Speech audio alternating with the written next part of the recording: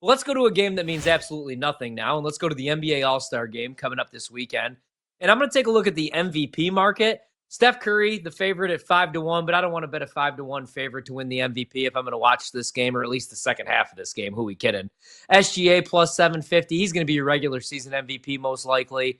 LeBron 9-1. I'm good on all that. I'm going to go down the board. Give me Jayson Tatum plus 1800, 18-1. So I'm a Tatum guy, right? He didn't win Finals MVP. He didn't deserve it. It went to Jaylen Brown. He won't win this season's MVP. Too much talent on that team. Boston not going to be most likely the number one seed in the East. It's going to be Cleveland. It's going to be between SGA and Jokic. There was that whole weird Olympic thing, right, with Steve Kerr where he didn't want to play him. So he's not getting the proper respect he deserves, or at least he thinks so. He's on pace to average 25 points per game for the fifth straight season, which would pass Larry Bird's record from 84 to 88 for the most consecutive seasons, averaging at least 25 plus per game in Celtics franchise history. What I like about the dude is he's a team player. The assist numbers are there. The rebound numbers are there. Doesn't take days off. No load management. He's fourth in the NBA in total playing time. 1,854 minutes, just behind Bridges for the Knicks and Josh Hart, and then Anthony Edwards. He's sixth in the NBA in total touches. I think he's going to look to go off, man. He's having a nice little season. 26.9 points per game, almost 27 per contest, seventh in the NBA, 8.6 rebounds, 5.5 assists.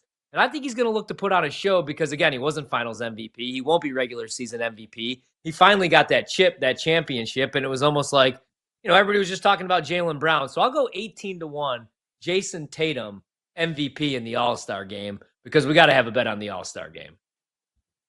All right, hit him with the hoops. Oh, hit me with the hoops. My bad. Stop it! Don't do him like that. Sorry, Brandon. All right. Yeah, appreciate that, Brando. I'm going to go back to the Big Ten race. It's a pole dancing poll question of the day. Who's going to win the Big Ten? Is it going to be Michigan? Is it going to be Purdue? Is it going to be Michigan? Honestly, I think last night did us a bettor's favor because Purdue winner of the night was only even money, plus 100 at BetMGM to win the conference. But with the L that they got in Ann Arbor, and, a lot of people were expecting him not to win that game, me included. I thought the Wolverines would find a way to scratch a claw and get that victory, and they did. You get even better price right now in the futures market as Purdue is plus 150 to win the Big Ten title outright in the regular season. And I'm going to go back to that, because I think that is still very much on the table and bound to occur. You look at Purdue, a team that is number 4 in Bar Torvik last 30 days. They're the highest of any team in the Big Ten over that stretch. Wisconsin, UCLA, the only other top 20 teams during that span in the Big Ten Conference, according to Torvik. They're number 43 in AFG offense, just number 238 in AFG defense. That has been a problem for them, is defensively.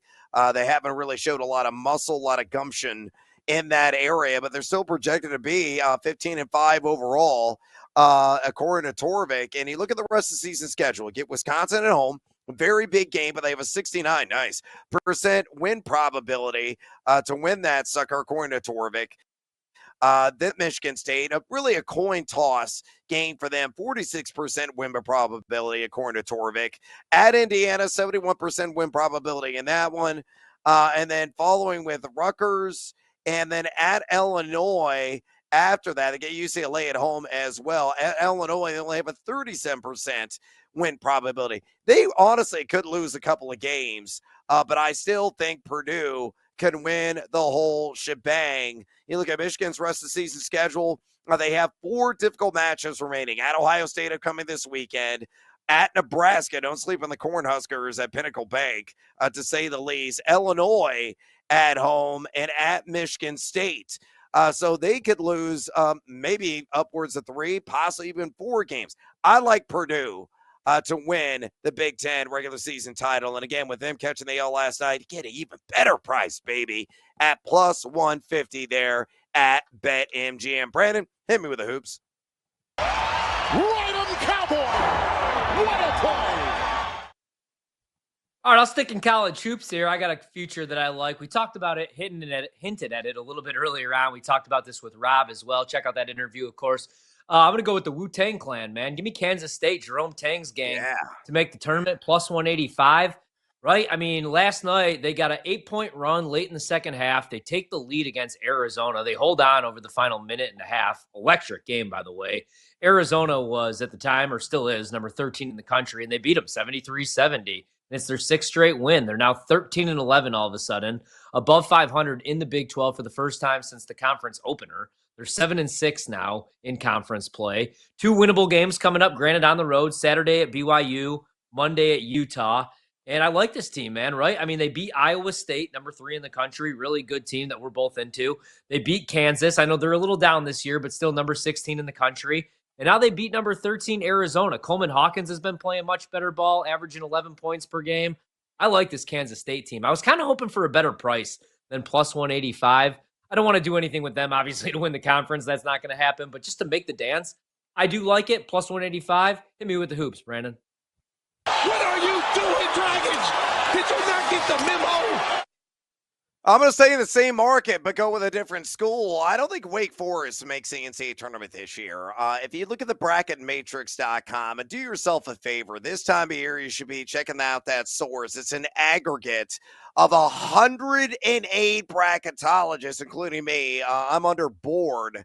That's the acronym that they have supplied for me and tracking all the progress that I have day in and day out in the bracket matrix. But, there's an aggregate of all of the bracketologists, furiously forecasting the field, all 108 of them. 90 of them have Wake Forest in the tournament. I am not one of the 90. I'm one of the 18 that does not. And the reason being is this. You look at the resume of Wake Forest, yeah, they have a lopsided overall record, but they're only number 60 in the net. 60 in SOS. Played a decent non-conference schedule at number 48 in SOS in that department. 5-4 on the road. Nothing to scoff at there.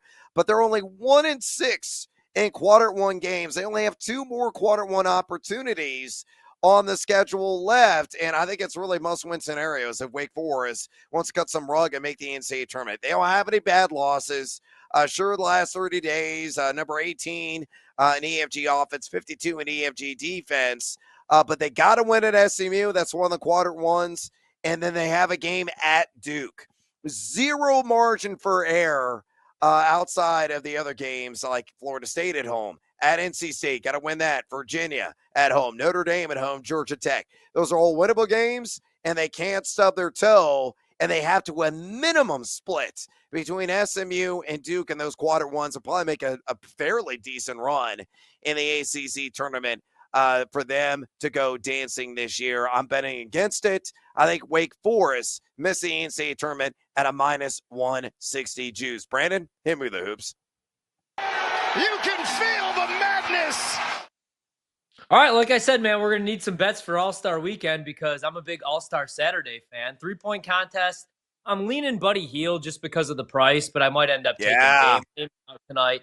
But I like the dunk contest still, even though it's kind of trash, right? At least I try to get into it, get my son into it. I'm not going to play the favorite because I'm not going to lie, man. I'm a little bit of a hater. I hate the McClung story. I hate that the guy's not even in the league. They bring him up for a week or two just so he could win this thing, and I'm not going to bet him minus 180. Instead, I'm going to go with Stephon Castle. I bet him to win Rookie of the Year a couple weeks ago. We talked about that here on Hoop Scoops. Not that this has anything to do with it or it matters, but if he puts on a show, more eyeballs. More eyeballs already on the Spurs because they pick up De'Aaron Fox. They have Wemby. And he's averaging 12.2 points per game, 2.8 rebounds, 3.7 assists. Pretty efficient, 40.6% field goal shooting. But if you look at some of these dunks, man, he's put on a show. And I saw it the other night. They had Shaq on with him and Vince Carter. He's getting advice from Vince Carter. Vince Carter told him, missing dunks, not good. Great advice right there. So I'm going to go with Steph Castle. This opened at plus 450. You can get this 8-1 if you shop around. So I'll go Castle to win the dunk contest. I still like him to win Rookie of the Year. Hit me with the hoops. Wade finds James. Grab that and put it under your Christmas tree.